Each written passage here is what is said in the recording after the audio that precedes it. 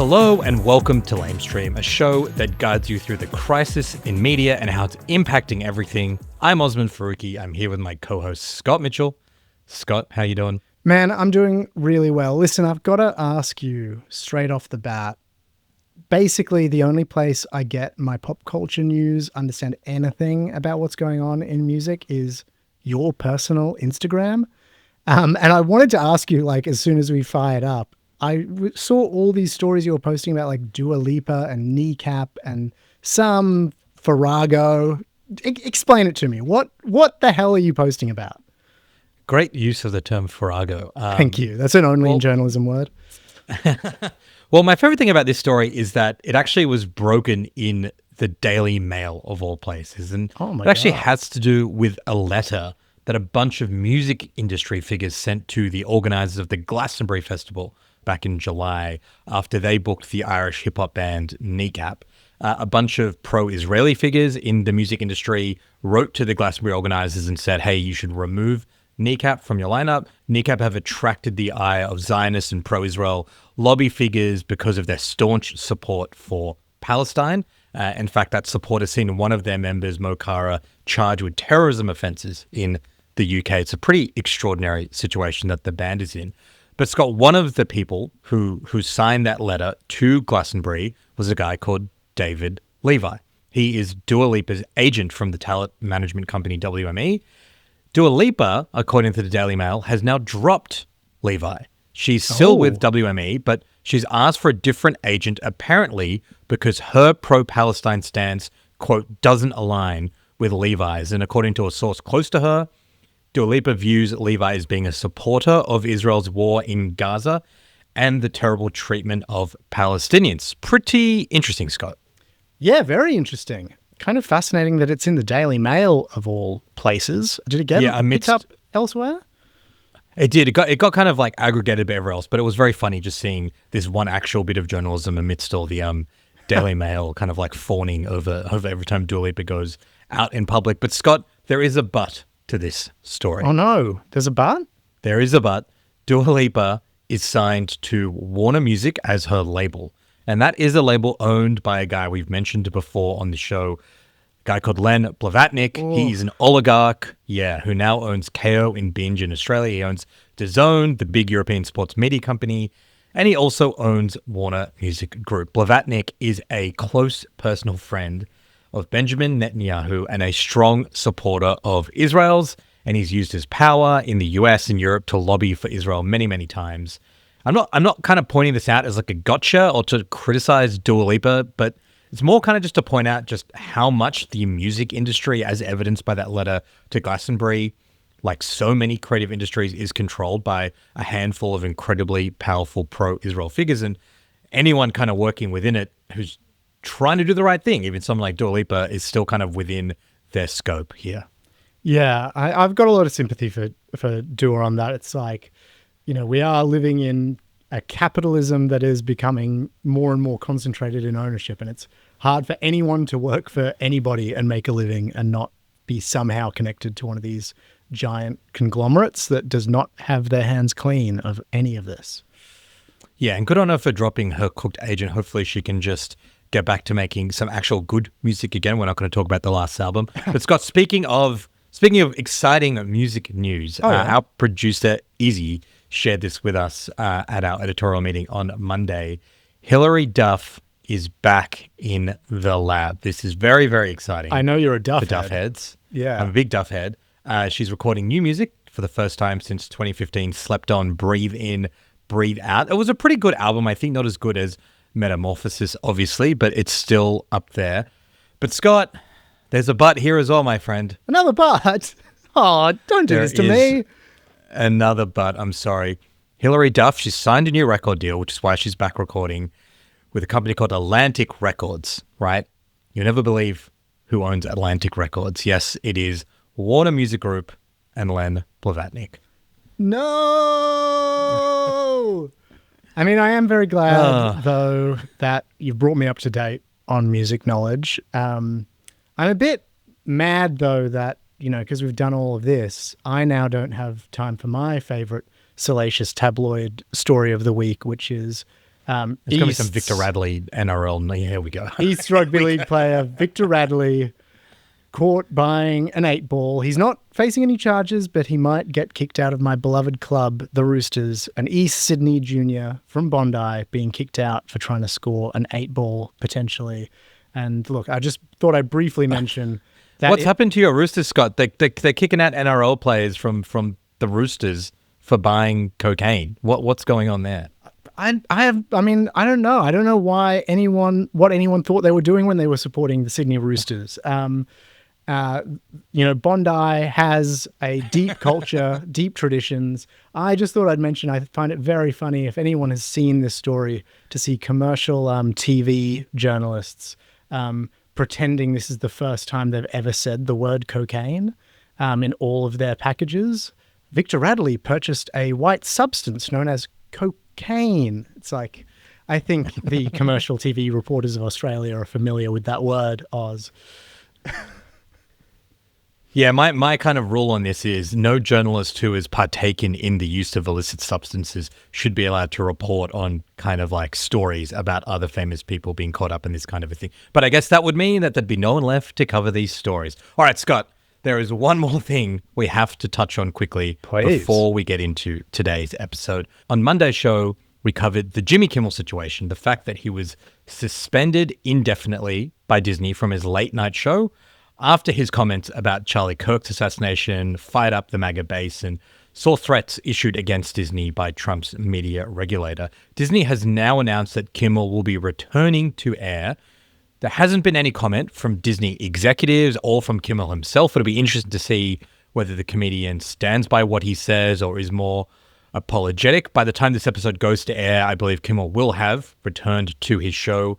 It seems pretty clear that Disney was basically spooked by the massive backlash to their decision to suspend him. There's huge outcry in Hollywood, the fact that this became a big free speech issue. It's a pretty interesting back down from Disney. Yeah, I feel like, Oz, what people are missing about this, there's been a lot of celebration. Kimmel wins, Kimmel's back.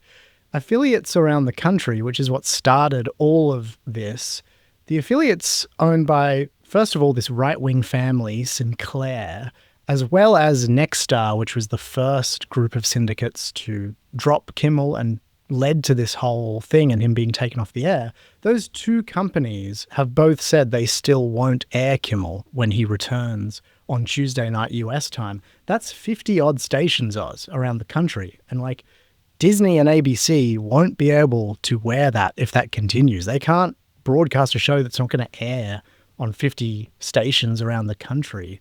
So, like, on the one hand, this may still not go well for Kimmel. On the other hand, Brendan Carr, the chair of the FCC, who, his threats led to this whole thing, he came out after the announcement of Kimmel's return, and he seemed a bit spooked, I thought, Oz, saying Jimmy Kimmel is in the situation he's in because of his ratings, not because of anything that's happened at the federal government level, which sounds like a bit of a back down from his threats. So maybe the Trump administration has taken a bit of an L on this one after all. Either way, Oz, we'll see how it plays out. I think there is a lot more to come on this. And as we've said many times, this isn't really about Jimmy Kimmel, whether he returns to air or not. It is an indication of a far bigger assault on free speech and freedom of the press that is happening in the US, Oz.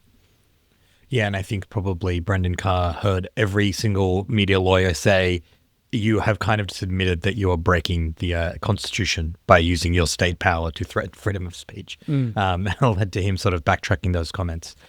Scott, on today's show, some very exciting news. We have an interview. You've spoken to the wildly popular British economist and YouTuber Gary Stevenson. Tell us about that. Yeah, this was a fun chat. Gary Stevenson, people may know him as Gary's Economics. He's this independent British commentator with like 1.4 million subscribers on YouTube.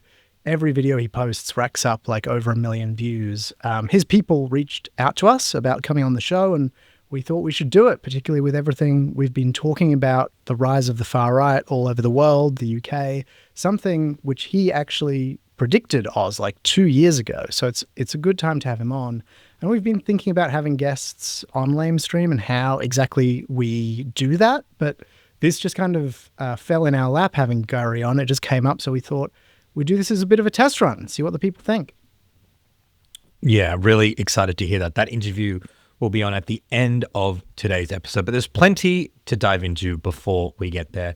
Scott, Anthony Albanese went to the UN this week. He did recognize a Palestinian state. He did not secure a meeting this week with Donald Trump.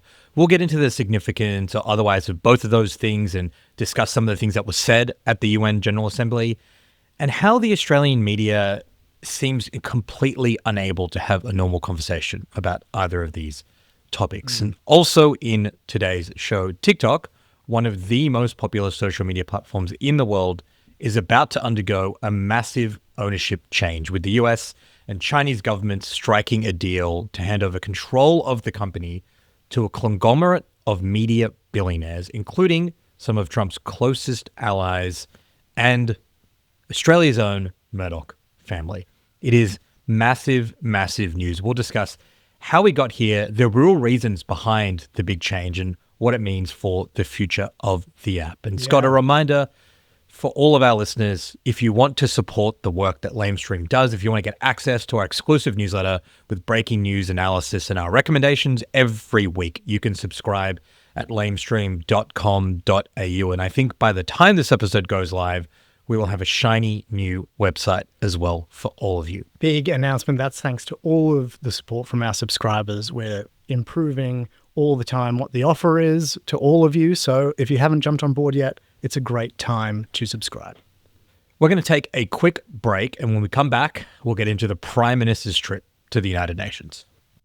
All right, Scott, let's talk about Prime Minister Anthony Albanese's trip to the US. Anthony in New York, if you will. Let's start with the move to recognize Palestine at the UN before getting into the Trump stuff. We knew that Albanese was going to recognize Palestine this week. The government had announced that last month, and we talked about it at length at the time. Alongside Australia, a number of other countries also formally announced recognition of Palestine this week. The UK, Canada, France, Andorra, Belgium, Luxembourg, Malta, Monaco, and Portugal all jumped in. That means now more than 150 countries recognize Palestine. It's worth acknowledging, though, that the vast, vast majority of non-European countries have recognized Palestine for a very long time. So this is some belated stuff from kind of Anglo-centric and European countries. In his comments at the UN, Albanese, when he formally recognized Palestine, did issue some mild criticisms of Israel. He said Israel must accept its share of responsibility for what he described as the humanitarian catastrophe in Gaza. But it was interesting to kind of put that up against what other world leaders were saying. Other world leaders went much, much further in their criticism of Israel, very unequivocal in what was going on here. The leaders of Spain and Ireland, who recognized Palestine earlier in the year, explicitly referenced Israel's genocide and said that they were going to adopt measures to stop it, something that Australia still has not said or done. Albanese also, Scott, even though he formally recognized Palestine this week, he's been very clear that this decision is largely symbolic and he's not going to take any further practical action until Palestine or Palestinian officials meet these preconditions, including the dismantling of Hamas and the reformation of the Palestinian Authority and the holding of free and fair elections. Those two things are very hypothetical and seem very unlikely to occur in the near future. The Australian government has been criticised by activists here in Australia who've pointed out, I think quite rightly, that actions to stop Israel's genocide would be more worthwhile at this particular moment than just symbolic recognition. But what do you make of the announcement, especially compared to what other countries have done this week and in the last few weeks? Yeah, absolutely. Look, to me, I think this is something where you can hold two thoughts in your head at the same time. You know, this wave of recognition is both historic and important to understand, and at the same time, utterly useless when it comes to stopping the genocide, preventing the killing. You have like a foreign government contacting the opposition, bypassing the government of the day, who you're supposed to go through. So this isn't diplomatic contact. This is to a political party. Then they launder an endorsement of the opposition through Israeli media, put it back into, pro-Israel Australian voters. Imagine if the Putin government did this, Oz, or like the government in Beijing, Xi Jinping, contacted a political party that's not in government in Australia, agreed lines with them for a readout, endorsing each other, cycled that through the media back to like Russian or Chinese community here in Australia, going, hey, the opposition is fantastic. There'd be like an AFP federal police raid on the opposition leader. There'd be like 3 months of front page stories. But Israel is seemingly allowed to go around whipping opposition parties all over the world to their lines. And the reason it sort of comes back to your point is in the UK, this got covered. You know, it was called out as outrageous. Big media figures covered this story, and here it sort of has flown by without much attention. I think Raph Epstein at the ABC is the only journalist I've seen explicitly, and I think he did it on Twitter, just say, hey, just by the way, this is what happened. That's the closest anyone's gotten in the Australian media landscape to pointing out how crazy this is. Everyone else just wrote it and just said this is completely normal. It is an extraordinary set of affairs. And you're totally right that if any other country did something like this, it would be seen as a huge like diplomatic overreach and there would be expulsions of ambassadors. It's kind of just like another example of how Israel is allowed to act with complete impunity in terms of what it does and interfering with our politics and our kind of domestic affairs. And it's also a reminder of like literally how cucked labor is. Like they're too scared to take any of the steps that are necessary, steps that other countries have already taken to start sanctioning Israel. They are getting played. The Israeli government is going out of its way, like running foreign interference ops in Australia to try to boost the coalition, which it did at the last election, is already trying to do now. And these complete cowards can't even say how disgraceful it is. They can't even go as far as what the prime ministers and leaders of Spain and Ireland and the UK and France are saying at the UN. Like Australia is worse than all of these countries on Israel, and people need to understand and accept that. Yeah. In terms of like where this all goes from here, like there will continue to be probably this kind of line from the right-wing newspapers, this idea that Albanese has betrayed Israel and he's gone too far. From the rest of the media landscape, and we discussed this when Palestinian recognition first came up last month by the Albanese government, there's like this bizarre fawning over Albanese still, you know, like even though as we discussed, this is largely a symbolic step, but it kind of goes back to this idea that we talked about on Monday's episode. The kind of centrist political media can only pass things in terms of who is criticizing Albanese. And if both sides are criticizing him, if he's being attacked by the pro-Israel figures and he's also being attacked by the pro-Palestine activists, then by virtue, he is just making the right decision. He's winning, baby. In the middle. Exactly. He's in the middle. He's copping shit from both sides. So he is the right prime minister for the moment, right? But there was a lot of stuff in the media, aside from the most kind of out there stuff that we've talked about, that really frustrated me because we've talked and we've tried our best to acknowledge the good steps that have been made in some media outlets by some journalists to reflect the shifting focus of this war, of this genocide, the fact that journalists that used to hedge behind certain language have stopped hedging to that extent. We've tried to like point out those examples just to demonstrate that there are some tiny shifts and we're not just here to criticize everyone for the sake of it. But then this week, I got really like distressed and cynical because of what felt like huge steps backwards, right? And there was one article in The Guardian that stood out to me. And part of the reason why it stood out, Scott, is because I think a lot of people think The Guardian is the most progressive paper in Australia. They think that it does things better than everyone else. It has tens of thousands, if not hundreds of thousands of people who give it money, even though it's free, because they want to support its alleged ideological mission. Now, people like you and I know better in terms of its like alleged progressivism and its alleged like less Zionism.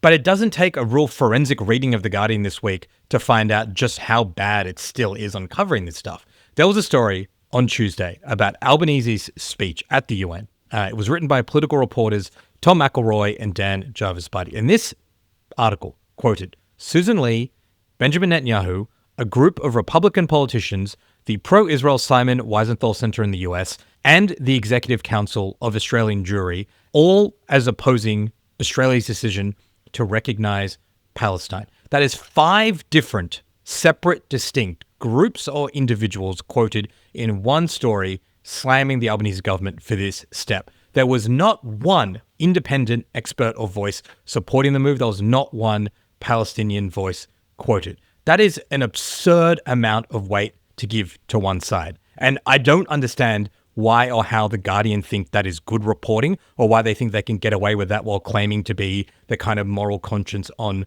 Australian journalism. And that piece also included this line that has been driving me crazy in the last few weeks. Albanese and the Foreign Affairs Minister Penny Wong have stressed Australia is not a central player in Middle East politics, but can use its status as a smaller power to voice support for a ceasefire and an end to the conflict. Like, firstly, that is just like Labour Party propaganda. That is not a journalist line. That is literally what the Albanese government backgrounds that it wants people to say. But we discussed this on Monday's show as well. It is a bullshit line. Any journalist could simply say, that's the government's position. But you know what? It's also in contrast with their duties under the Genocide Convention to actually take action. It's also in contrast to how the Australian government militarily provided assistance to Ukraine in response to Russia's invasion. So there are ways to like take what the government says and then put actual facts and independent context, which is the job of journalists. I just can't believe that even now there is still such one-sided reporting on this issue from outlets like this. Yeah, I think that thing about Australia being a minor player in the Middle East is a really good observation, Oz. I also saw it this week used as a preface to a question on 7:30. So like, you know, like this is established factual context. And then the question after that Australia is this minor player and doesn't have a huge amount of sway. And like, so many journalists use the argument on this story when there is, you know, more quoting of pro-Israeli sources, all that kind of thing. They go, we're covering this straight down the line. We're doing this as news, blah, blah, blah, blah, blah. And I mean, we've dedicated hours and hours to why that is bullshit. But I think a fascinating example of how it's bullshit is how willingly journalists have accepted the government's context and framing and made it their own. We're far away, we're not a player in the Middle East, etc., etc. How many countries have had troops on the ground in the Middle East for like the last 20 years? How many countries have as many citizens as we do serving in the Israeli military? How many countries are shipping F-35 components to Israel? Like, how many countries do senior Israeli politicians have such close personal ties to, with donors here, who've had jobs here, who've lived, like Israeli politicians who've lived here? Like, if you do the Venn diagram on all those factors, you'd start to see Australia is one of a handful of countries with such an influential relationship with Israel. Like, I don't know, we might be like one of the top 10 most influential relationships with Israel in the world.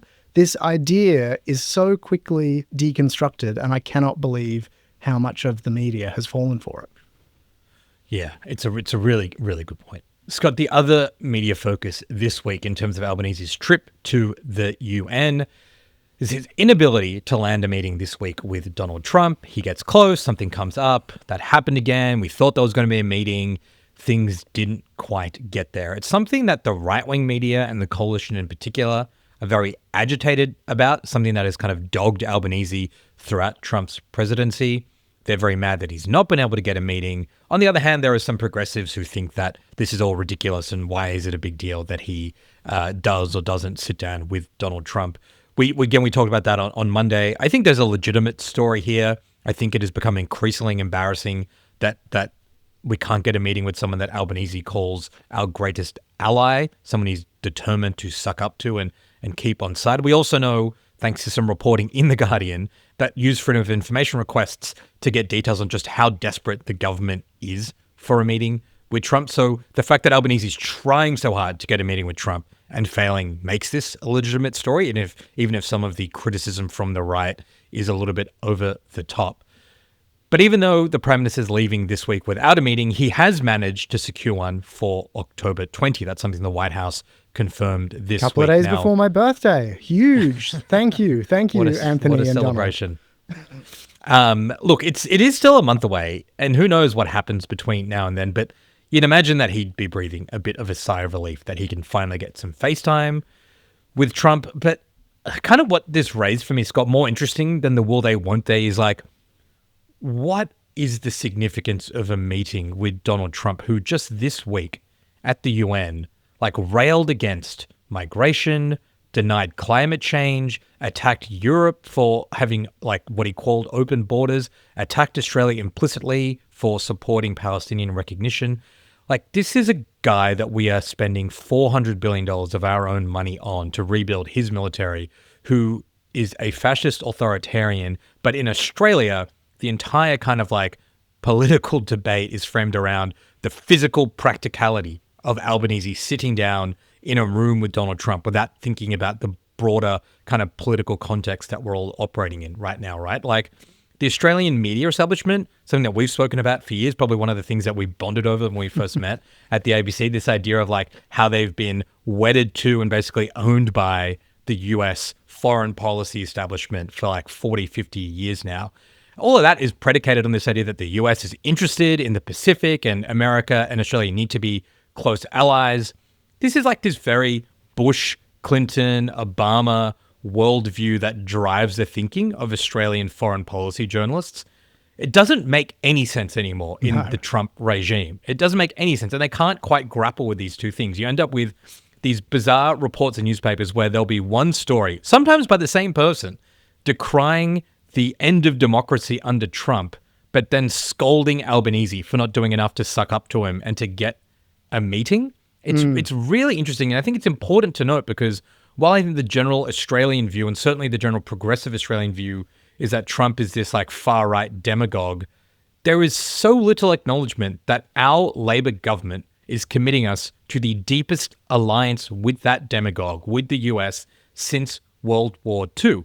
And the media is pushing for it, right? The media is pushing for Australia to be closer to Trump. Just a couple of months ago, when the Trump government announced that they were going to reevaluate AUKUS and people started freaking out, the SMH in The Age's chief political commentator said Albanese needs to make AUKUS great again by supersizing the deal and offering Trump more than what was agreed to under Biden. That is like the non-News Corp, quote unquote, normal centrist Australian media demanding the Australian government do everything they can to suck up to Trump as he is shifting into even more authoritarianism. So I'm sorry to Australians, we have no moral high ground to stand on when it comes to just railing against how evil Trump is. We are fully behind his government. The taxes that we pay are going to rebuild his military under whatever kind of demented fascist government that he's building, because we have a moronic media class who can't understand the significance of this stuff and a political establishment that is just paying too much attention to them. There are links, like Trump doesn't exist over there. As evidenced by the media conversation this week, we are deeply tied to him and they want us to be even closer. It is really quite worrying and distressing to me, Scott. Go off, King. That was an all-timer. All right, after the break, we will dive into the massive changes about to hit TikTok and how the platform is set to fall into the hands of a handful of pro-Trump, pro-Israel billionaires. It's all good news this week at Lamestream. Scott, I'm not very active on TikTok. I mean, we post our Lamestream clips there, but I don't have an account. I don't really browse it unless someone sends me something and I watch that video. As far as I'm aware, that's the same for you, but I could be wrong. You could have a whole secret TikTok life I don't know about.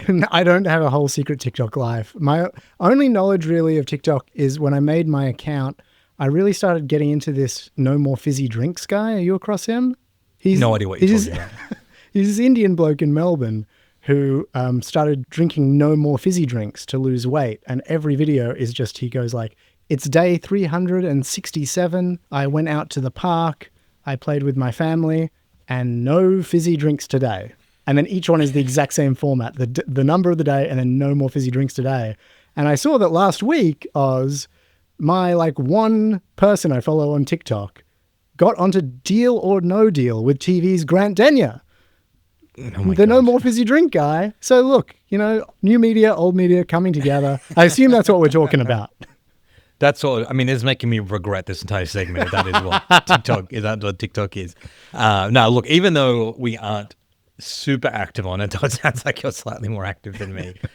We do get how massive this platform is. It's the third biggest video sharing platform after YouTube and Instagram. It's the most popular social media platform for Gen Zs. That's for political content, for pop culture content, for fashion content, for sport, for fizzy drink content, apparently, basically anything.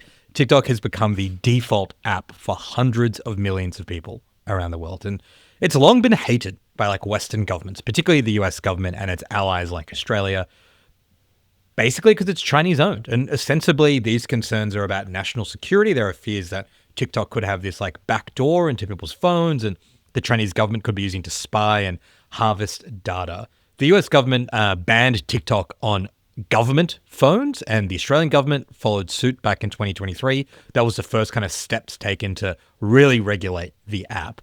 In 2020, in his first presidency, at the tail end of it, Trump signed this executive order that floated the idea of banning TikTok entirely unless it was sold to a US company. TikTok challenged that order in court, and the plan basically got stalled for the rest of his presidency. But during the Biden government, Scott, both the Biden administration and individuals in Congress made a number of efforts to try to ban TikTok, and they used the fear of China as an adversary, either suggesting again that the app was spying on Americans, or this kind of new line that the algorithm was going to be used to manipulate and propagandize anti-US stuff to young people. Those attempts also basically got stalled due to concerns around freedom of speech and just no one really taking the threat of China on TikTok all that seriously. So when did shit start to get real? Well, a lot of people are under the misapprehension that it was the re-election of Donald Trump that accelerated this push to ban TikTok or to force its sale to a US company. But that is not the case. You know when the push really accelerated? It was October 7, 2023. I thought you were going to say that. Oh, no. And Scott, believe it or not, as you might have guessed from that date, it had nothing to do with China. Just days after Israel unleashed its genocidal war in Gaza, precipitating the flood of violent images, including videos and photos of murdered men, women, and children that we've seen on our social feeds basically every day since, a group of Republican politicians, including Marco Rubio, who was now Trump's Secretary of State, renewed their push for a ban on TikTok, citing its apparent pro-Palestine and anti-Israel bias. This became the new language used to kind of start this new effort to ban TikTok. One very prominent Republican lawmaker, Josh Hawley, said, just like the weeks after October 7, while data security issues are paramount, this is his reference to China, less often discussed is TikTok's power to radically distort the world picture America's young people encounter. Israel's unfolding war with Hamas is a crucial test case. So the Republicans were explicitly pivoting away from fear about China to saying that we need to clamp down on TikTok because of what is going on in Israel. The Republicans also cited data, polling, that showed that younger people were more sympathetic to the Palestinian cause than American people, and they were blaming TikTok and saying that's why it needs to be reeled in. Rubio said of that stuff at the time, TikTok had become a vehicle for brainwashing young people against Israel. Now, when I came across those quotes, Scott, it reminded me of something that you've talked about a bunch in this podcast. What does it remind you of? I mean, yeah, it reminds me of Gillian Siegel's anti-Semitism report. We keep mentioning when we discuss it that she talked explicitly about the generational divide and concerns that younger people were getting more of their news online, which was altering their views on the Middle East and the state of Israel. It's funny that the rest of the media don't seem to frame it that way, but it's in the report and we're going to keep banging on about it whenever we talk about it. But yeah, like I think it's clear there has been a global lobbying effort when it comes to this, and it's targeted the way that information about Gaza has spread on social platforms. Yeah, so that became the line, right, from politicians in the West, in the US, in Australia, all over the world, that TikTok was somehow brainwashing young people to be pro-Palestine. That was a line that was used to argue why the app needed to be banned. China fear-mongering completely fell by the wayside at this point. And interestingly, Scott, at no point did anyone stop and think, oh, maybe like this app full of young people is pro-Palestine because young people are seeing Palestinians be massacred in their thousands every day, right? It was just like the net effect of TikTok is it's brainwashing people. It's making young people who no longer need to watch traditional media like CNN or read papers like the New York Times and be brainwashed actually into being pro-Israel. They've now got their own sources of news and we need to shut that down. It was quite extraordinary how explicit very powerful politicians pushing this ban were being on this. And it was only a few months after that October 7 effort started, that the bill to ban TikTok was passed with bipartisan consensus. So Democrats and Republicans pushed it through Congress, and it was signed into law by Joe Biden. And that was all because of this campaign that linked it to being a pro-Palestine app. And this is not like a conspiracy theory, as though us quoting actual politicians isn't enough at the time. We haven't just cooked this up. Here is a former Republican congressman who drafted the bill, discussing it in February this year, how and why it got passed. We work with the executive branch, so we had a bipartisan consensus, we had the executive branch, but the bill was still dead until October 7th. And people started to see a bunch of anti-Semitic content on the platform, and our bill had legs again. That tape is totally shocking, Oz. And for people to know that tape is from some symposium called the Munich Security Conference. And I just think it's so classic Oz for politicians to sort of make their case to voters domestically and then jet off to some international conference where they don't think anyone's paying attention and go ha ha, let's tell the real story, as one of them says in that tape, to a bunch of high-paying European security experts. It's just so gross. And real quick, Oz, I just think it's worth saying, it isn't that, I don't think that, social media platforms, that spy agencies, security agencies don't deserve scrutiny. But when we're talking about implementing really big powers that affect speech, you have a Republican and a Democrat chatting in that tape with each other. And it's just an example to me of how Democrats, center-left parties all over the world, they're so often the ones who pass these laws that push through these huge changes to communications and freedom of speech with absolutely no regard of how the right will use that power. This push, as you say, it happened under Biden, it was signed into law by Biden, and it, began as this kind of protect the children panic about TikTok brain rotting the brains of teenagers and fears of Chinese political interference. And then we have everyone yucking it up a few months later going, actually, it ended up all being about Israel. This has huge ramifications for free speech. And I don't know if people are really grappling with that. Yeah, and they kind of loaded this gun and then handed it off to Donald Trump, who is using it in an even more terrifying way than I think people could have imagined back when the bill was passed. The ban was due to take effect in January this year, and TikTok, people might remember, was temporarily shut down for a few days. But when Trump got reelected, he decided to delay the ban for a bit. He was trying to work out this deal with China. He basically didn't want it shut down entirely. He wanted to figure out a way that the US could control it, get it divested from China and brought onshore to the US. That was kind of the ideal outcome for proponents of the ban. It's so popular. We don't want to piss off the 170 million Americans that use it every day. How do we use the threat of a ban to force China to give it to America and make it controlled by companies more sympathetic to the US and to Israel? There were plenty of media companies, Scott, who were pushing for that strategy as well. Big media companies, traditional media companies, and even social media companies, pretty angry that they were losing eyeballs and billions of dollars in revenue to this Chinese company. There were even discussions back when Elon Musk was very close to Trump that Musk could swoop in and buy the app. And that was one of the things that was reported at the time as to why Trump delayed the ban. He was trying to maneuver to get his then friend Elon Musk in charge of TikTok. So where are we with all of this now? Last week, it was reported that Trump did strike a deal with Xi Jinping, the premier of China, to sell TikTok to a consortium of US investors. Now, what does that mean? Well, here is what we know. The US software company Oracle will take over the TikTok algorithm, right, and run it in America. Oracle is owned by Larry Ellison. He's a very close friend of President Trump. He's the second richest man in the world, and he is someone who is staunchly pro-Israel. He's the largest private donor to the Israeli Defense Force. His son, David Ellison, is the guy we spoke about last week who bought Paramount, CBS. He owns Channel 10, and he's announced his intentions to make those companies more right-wing in their editorial viewpoints. Ellison will also take a stake in the company along with Rupert and Lachlan.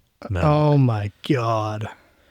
So this is where we're going. And I hate to tell you, that's not all. According to a report by Bloomberg, not only will it be like these billionaires who are very close to Trump who run this, who decide the TikTok algorithm and will make billions from how it operates now. According to this report, under the deal, Oracle will also work in partnership with the US government on everything from algorithm retraining to application development. So the Trump government will have an active role in developing the TikTok algorithm and deciding what billions of people around the world see on this app. And I mean, that just sort of says it all. There you go. 2 years after October 7, the politicians who pushed for this ban got their wish. TikTok is now owned by a group of pro-Israel billionaires and the most right-wing media company to ever exist in the history of the world. And the Trump government now has authority to influence its algorithm. And kind of the craziest thing for me, Scott, is it took us like a bit of digging and a bit of reading of lots of different news sources, great independent news sources in the US as well, to get to the bottom of all of this. If you read 99% of explainers on this, you will not find any references to any of the stuff that we mentioned. You will not find references to the actual politicians who drafted the bill bragging about how this was about October 7. It is just an extraordinary state of affairs. It is. It's crazy, Oz. And shout out to Ken Klippenstein, an independent American journalist who really broke the story on that tape we played. But yeah, it is staggering that so much of this isn't in the explainers, and so much of the explainers that Australians will be reading are talking about China still. Just on this point of Trump wielding his power over the process and the fact that, as you say, they loaded the gun and it is now in Trump's hands what happens to TikTok. I thought I'd mention something that Trump said at the Charlie Kirk memorial. We haven't talked about it, but, you know, the Trump movement used it really as a political rally, and it was madness. But Trump picked out online influencers in his speech, Oz. Over the last 11 days, we have heard stories of commentators, influencers, and others in our society who greeted his assassination with sick approval, excuses, or even jubilation. You've heard that. So have I. Couldn't believe it. Some of the very same people who spent the last 8 years trying to sit in moral judgment of anyone who disagreed with them about politics suddenly started cheering for a murder. Incredible. You know the names. They're major losers, by the way. That will be proven out in a short period of time. Some of the very people who call you a hater for using the wrong pronoun were filled with glee at the killing of a father with 2 beautiful young children. And the same commentators who this week are screaming fascism over a canceled late-night TV show where the anchor had no talent and no ratings. I think mentioning influencers specifically suggests that Trump may have appetite to go after more online speech, Oz. He obviously had an interest in what's happened to TikTok, and one way he might do that, you know, could go beyond what he's done with TikTok, is that in the wake of Kirk's shooting, Oz, the Republican Congress has called the CEOs of a bunch of other platforms, streaming platforms like Twitch, Discord, Steam, to face questions and testify. Now, that is how this TikTok thing began, with a congressional inquiry. And, you know, people who don't know these platforms, they basically began as ways for video gamers to broadcast feeds of their games, but they've morphed into a way for anyone to live stream themselves. The head of the committee is a Republican named James Comer, and he says this hearing is all about lawmakers finding out information. You know, they want the chance to understand if young people are being radicalized on these platforms after Charlie Kirk's shooting. That might seem reasonable enough. But this is also a guy, Oz, who says that left-wing protest groups are causing havoc, who wants to go after the billionaire George Soros for funding left-wing causes, who has said he believes most violence in America is coming from people on the left, even though FBI studies have shown it's the opposite, and who is friendly to the Trump administration's rhetoric about dismantling left-wing groups. So in that context, with a Republican Congress, are these streaming platforms going to face speech crackdowns, breakups, oversight? Twitch, for example, is getting called despite having no connection to Charlie Kirk's shooter, but it's the home of several prominent left-wing influencers like Hassan Piker, for example. Yeah, there you go. His show is hosted there. So, like, this could be the beginning of something. And just as a congressional inquiry was the beginning of breaking up TikTok, like the US government could intervene in these platforms. So it's something to keep an eye on. This is not the end of it. Yeah, it's funny and depressing how much the last couple of weeks on this show have been about how Trump and his billionaire friends have, sought and gotten so much consolidation and power over the media. But it is genuinely frightening. It is impacting us in Australia, and we're a media show, and it is relevant, and it's happening at a pretty rapid pace. Sorry to anyone who thinks that we're talking about it too much. I wish we didn't have to talk about it, but it is like vitally and fundamentally important, particularly because all the stuff we've just said about TikTok, you're probably not going to find in mainstream Australian news coverage of this issue. And I think it's another reason why building up independent media is so important. And kind of on that, Scott, we kind of, as we're recording, we've just found out the damages that the federal court Justice Darryl Rangier is going to award a fellow independent media proponent, Antoinette Lattouf, for her case that she launched against the ABC in the federal court for unfair dismissal. We already know that the court found in her favor. She already awarded $70,000 in compensation for that. Lattouf and her lawyers had been arguing for another $350,000 in damages to sort of dissuade the ABC and organizations like this for doing this in the future. The ABC had said it should be something like $50,000. The judge has awarded Lattouf $150,000. So kind of sort of in the middle there in terms of compensation that Lattouf's received. But the bit that I find the most interesting, Scott, the justice reiterated in his decision this Wednesday that the ABC dealt with this by surrendering to a lobbyist's political campaign and sacrificing Miss Lattouf, right? He's just reiterated again that what happened here was a campaign by pro-Israel lobbyists that Lattouf was sacrificed for. I just kind of think you can't talk enough about that. And I know that Antoinette's made this point herself on her podcast with Jan Fran, where she's compared the Jimmy Kimmel situation to what happened to her. And it's a good point. And I sort of feel dumb for not making this when we discussed Kimmel on Monday. We all got outraged about Kimmel, and I think we deserve to get outraged about it. But Australia is doing the same thing. And it's not Disney and billionaire oligarchs who are made to Donald Trump. It is the ABC that did to Lattouf what Disney did to Kimmel. So, look, I'm happy that this is all kind of wrapped up for Antoinette, but we shouldn't stop thinking about the way media companies in Australia are silencing people for telling the truth. Yeah, I thought I'd just add, when the ABC sought that kind of, they sought only, $37,000 to $56,000. And part of the reasoning for that was that they argued that it was born of a single inadvertent mistake. It's hard to read Justice Rangier's decision on damages as anything but a rejection of that. We have been banging the drum that the way that the ABC's characterized this, the MD, Hugh Marks, has been saying it is a single inadvertent mistake. We have been banging the drum that does not have credibility. I think this damages judgment goes to that. And, we still do not know, Oz, if anything like this has happened before or since. We do not have transparency about the way that lobbyists have influenced ABC management over the years. And it's high time the ABC admit that this was not born of a single inadvertent mistake. Yeah, hear. A reminder to subscribe to Lamestream to support our work, lamestream.com.au. Thank you to our researcher, Izzy, our video producer, Schwen, and thank you to our audio producer, Bez. Scott, see you next Monday. See you Monday, Oz.